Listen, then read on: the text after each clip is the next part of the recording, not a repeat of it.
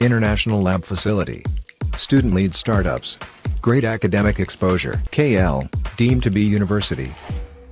AP PCC అధ్యక్షులుగా బాధ్యతలు చేపట్టిన తర్వాత అయితే మొత్తం ఏపీలో విస్తృతంగా పర్యటన చేస్తున్నారు. అలాగే సర్మేరారెడ్డి ప్రస్తుతం అంతా కూడా అలాగే వైజాగ్ కావచ్చు, శ్రీకాకుళం, విజయనగరం కూడా పర్యటించిన తర్వాత ఈరోజు తూర్పుగోదావరి జిల్లా కాకినాడలో పర్యటించి అలాగే కార్యకర్తలు సమావేశిస్తున్న పరిస్థితి ఉంది. ప్రస్తుతం ఈ సర్మిలారెడ్డి ఒక పర్యటన ఏ విధంగా ఉందో మరిన్ని విషయాలు తెలుసుకునేందుకు మాజీ మంత్రి జేడీ సీఎం గారు మరి విషయాలు అడుగుదాం. సార్ చెప్పండి, సర్మిల యొక్క మొత్తం ఏపీలో తిరుగుతున్న పరిస్థితి ఎలా చూడాలి?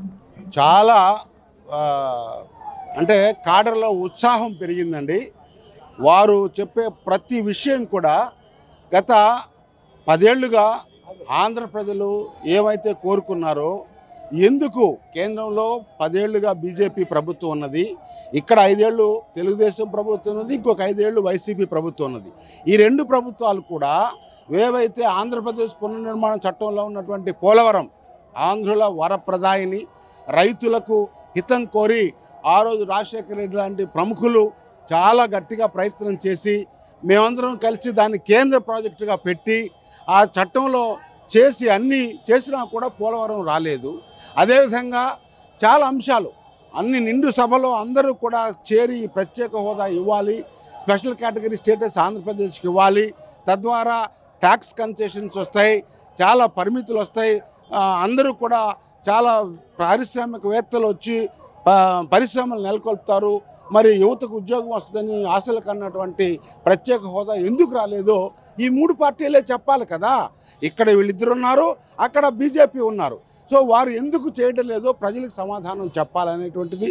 విశాఖ ఉక్కు నేను విద్యార్థిగా ఉన్నప్పుడు జైలుకి వెళ్ళాను. ఆంధ్ర హక్కు విశాఖ ఉక్కు అని నినాదంతో స్థాపించుకొని ఈరోజు మంచి లాభాలతో ఉన్నటువంటి దాన్ని పరాయి వాళ్ళకి అప్పచెప్పాలనేటువంటి దుర్మార్గమైనటువంటి ఆలోచన చేస్తుంటే ఎందుకు ఈ ప్రాంతీయ పార్టీలు అడ్డుకోలేకపోయినాయి?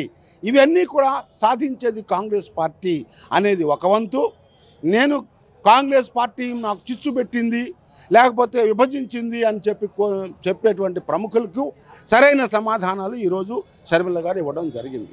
ఎందుకు పాలనలో ఎవరికి వ్యత్యాసం ఉన్నది, చెప్పింది ఏమిటి, జరుగుతున్నది ఏమిటి, వ్యత్యాసం ప్రజలు గమనించాలి. ఆనాడు 5 ఏళ్ళు ఆంధ్రప్రదేశ్లో తెలుగుదేశం పార్టీ ఏం చేసింది, ఈరోజు ఇప్పుడు 5 ఏళ్ళు వైసీపీ పాలన ఏం చేసింది, ఈ రెండు పాలనలో మనకు అన్యాయం జరుగుతూ ఉంది. వచ్చే 5 ఏళ్ళు కూడా ఇదే రకమైనటువంటి దౌర్భాగ్యం ఆంధ్రాకి రావాలా, లేకపోతే బీజేపీకి విధేయతగా ఉన్నటువంటి పార్టీల్ని ఓడించి కాంగ్రెస్ పార్టీని అధికారంలోకి తీసుకురావాలనేటువంటి అన్ని సందేశం ఇచ్చేశారు. ఆ ప్రకారం అందరూ కూడా మండల స్థాయి నాయకులు వచ్చారు, చాలా సంతోషం. కేవలం నాయకులు మంచి 10 ఏళ్లుగా కష్టపడుతున్నటువంటి నాయకులు వచ్చారు. వారి సందేశాన్ని గ్రామానికి తీసుకొని వెళ్ళాలి. ఆ సందేశం ప్రకారం కాంగ్రెస్ పార్టీ మళ్ళీ బలం చేకూరుతుంది.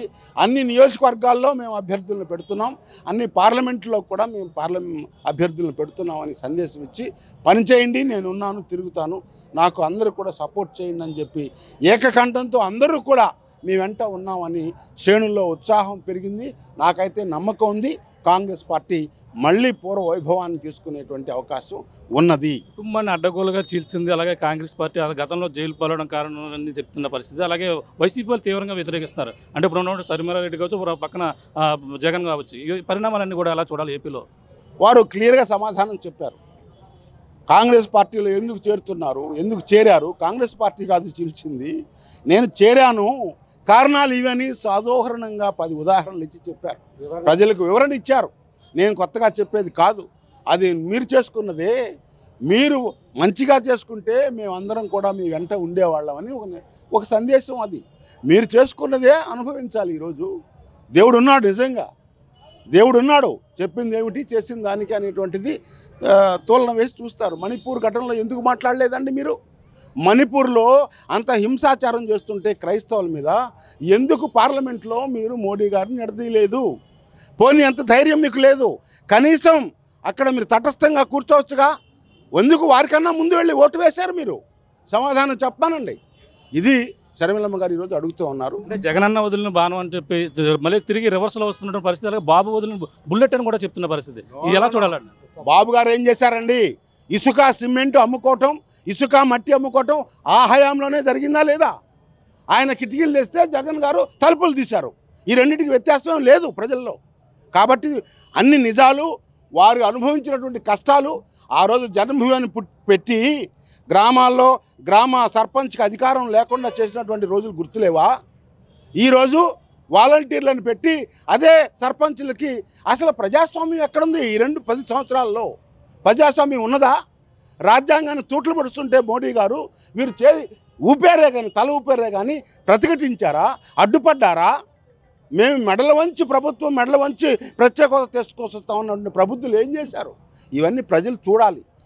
ఆంధ్రప్రదేశ్కి ఈ గతి పట్టడానికి ప్రధాన కారణం కాంగ్రెస్ పార్టీ అడ్డగోలుగా చీల్చేసి ఎటువంటి విధానం కూడా లేకుండా చేసిపారని చెప్తున్న పరిస్థితి. ఈ పరిణామాన్ని మరి ఎలా చూడాలి? ఏ విధంగా మీరు ఓట్లు అడగడానికి మీరు ఎలా వెళ్ళగలరు? ఏమండి, యనమల రామకృష్ణ గారు కమిటీ వేసి తెలుగుదేశం సంతకం చేసి ఇవ్వలేదా? రాజశేఖర రెడ్డి గారి సమాధి దగ్గర మీరు ఏ పైన చేసుకోండి ఆర్టికల్ 3 ప్రకారం అని వైసీపీ ఇవ్వలేదా? సిపిఎం తప్ప అన్ని పార్టీలు సంతకాలు చేసి ఇవ్వలేదా? మేము లాస్ట్లో కాంగ్రెస్ తప్పనిసరి పరిస్థితుల్లో చేస్తూ ప్రత్యేక హోదాతోటి పాటు అనేక సంస్థలు కావాలి, ఇదిగో ఈ పోలవరం రావాలి, అదేవిధంగా మరి రాయలసీమకు, విశాఖపట్నం, ఉత్తర కోస్తాకు ప్రత్యేక ప్యాకేజీ ఇవ్వాలి, అనేక సంస్థలు పెట్టాము. ఏమైనా ఎందుకు ఈ 10 ఏళ్లలో సాధించలేదని వాళ్ళు సమాధానం చెప్పాలి. కానీ మేము కాదు సమాధానం చెప్పేది. మాకు తప్పున్నా లేకపోయినా 10 ఏళ్ళు శిక్షించారు, మేము శిక్ష అనుభవించాం. ఈరోజు ఓటు అడిగే హక్కు ఒక్క కాంగ్రెస్కు మాత్రమే ఉన్నది. మీరు చెప్పింది చేయలేకపోయారు. మీరు అసమర్థ ప్రభుత్వాలు.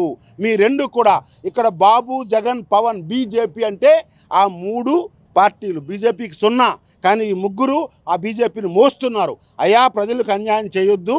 ఆంధ్ర ప్రజలారా మేల్కొనండి, దయచేసి నిజాన్ని గ్రహించండి. కాంగ్రెస్ ఏమైనా అభివృద్ధి ఇక్కడ జరిగిందంటే అది కాంగ్రెస్ హయాంలోనే జరిగింది. ఇది వాస్తవం. వాస్తవానికి మేము చెప్తున్నది దయచేసి మీరు ఎగ్జామిన్ చేయండి. ఇంకా మేము చెప్పేది తప్పు అనుకుంటే మమ్మల్ని శిక్షించండి, మేము చెప్పేది కరెక్ట్ అనుకుంటే మమ్మల్ని సమర్థించండి, మమ్మల్ని ఆదరించండి, మీకు సేవ చేస్తాం అని ముందుకెళ్తున్నాం. అదే ఫైనల్గా షర్మిల వైఎస్ రాజశేఖర రెడ్డి అప్పుడు పూర్వవైపు ఇప్పుడు వచ్చే అవకాశం ఉందంటారు? 100% అండి. ప్రజల మీద విశ్వాసం పెట్టుకున్నాం.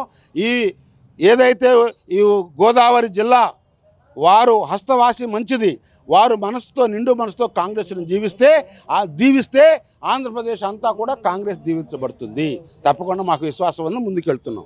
చూస్తున్నా ఇది పరిస్థితి. వైఎస్ షర్మిల అయితే వైఎస్ రాజశేఖర రెడ్డి గతంలో ఉన్నటువంటి పూర్వవైభవం తెచ్చేందుకు అన్ని విధాలా కృషి చేస్తారన్నారు. అలాగే ప్రధానంగా చూసుకుంటే విభజన హామీలు ఏవైతే అన్ని కూడా ఇప్పుడు నెరవేర్చేందుకు కూడా అన్ని విధాలా కృషి చేసేందుకు కూడా ఇప్పుడు ఉన్నటువంటి వైఎస్ షర్మిల ఇప్పుడు రాష్ట్ర వ్యాప్తంగా కూడా పర్యటిస్తున్నారు. పర్యటనలో భాగంగా ఈరోజు కాకినాడ రావడం జరిగింది. కాకినాడ వచ్చి కార్యకర్తలతో కూడా మాట్లాడి తమ అభిప్రాయాలు కూడా తెలియజేయడం జరిగింది. అంటే అన్యాయం చేసినటువంటి ఇప్పుడు ఉన్నటువంటి పార్టీలన్నీ కూడా ఏ విధంగా ఇచ్చేయాలి, అదే విధంగా ఇప్పుడు ఉన్నటువంటి వైఎస్ఆర్ పార్టీ కావచ్చు, అలాగే టీడీపీ కావచ్చు, జనసేన కావచ్చు, అందరూ కూడా ఆంధ్రప్రదేశ్కి అయితే అన్యాయం చేశారని చెప్పేసి అన్నారు. ఏదేమైనా మళ్ళీ ఆ కాంగ్రెస్ పార్టీ కేంద్రంలో అధికారంలోకి వస్తే ఆంధ్రప్రదేశ్కి పూర్వవైభవం మళ్ళీ వస్తుందంటూ ఏదైతే విభజన హామీలున్నాయో అన్ని కూడా నెరవేర్చేందుకు అన్ని విధాలుగా కృషి చేస్తారంటూ అలాగే మాజీ మంత్రి అలాగే కేంద్ర మంత్రి జేడీసీఎం కూడా చెప్తున్న పరిస్థితి ప్రధానంగా ఉందని చెప్పవచ్చు. ఇది కూడా నా తాజా పరిస్థితి. కెమెరా రాముతో ప్రకాష్, RTV, కాకినాడ నుంచి. మరిన్ని వీడియోస్ కోసం ఛానల్ ని సబ్స్క్రైబ్ చేయండి, లేటెస్ట్ అప్డేట్స్ కోసం వాట్సాప్ ఛానల్ ని ఫాలో చేయండి, అండ్ లింక్ డిస్క్రిప్షన్ లో ఉంది.